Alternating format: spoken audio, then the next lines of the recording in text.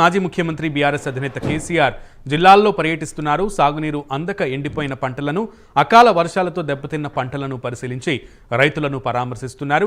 BRS అండగా ఉంటుందని వారికి భరోసా కల్పిస్తారు. తన పర్యటనలో భాగంగా కాసేపట్లో ఆయన సూర్యాపేట జిల్లా చేరుకోనున్నారు.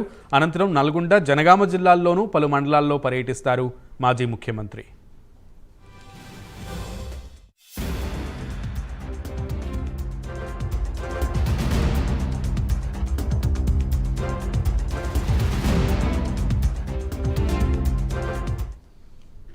ఇదే అంశానికి సంబంధించి మరింత సమాచారం మా ప్రతినిధి తిరుపతి లైవ్ ద్వారా అందిస్తారు. తిరుపతి.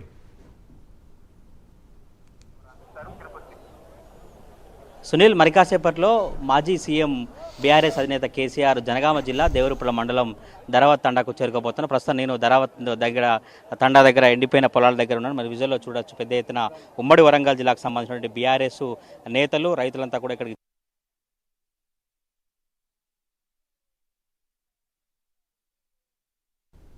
ఎటువంటి ఇబ్బందులు తలెత్తుతున్నా రైతుల సమస్య లేదు.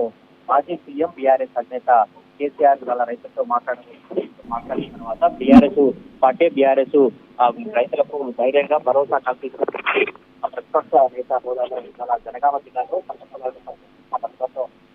సంబంధించిన నేతలు కొంతమంది రైతులు వాళ్ళతో బీఆర్ఎస్ సంబంధించిన నేతలు కొంతమంది రైతులు వాళ్ళతో మాట్లాడడం ఇవాళ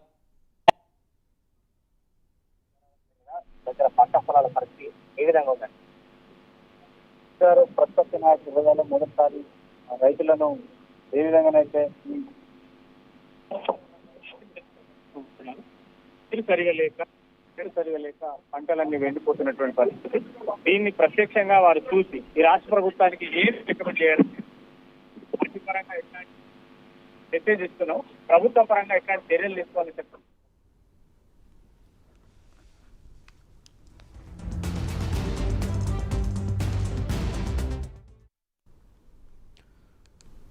తెలంగాణలో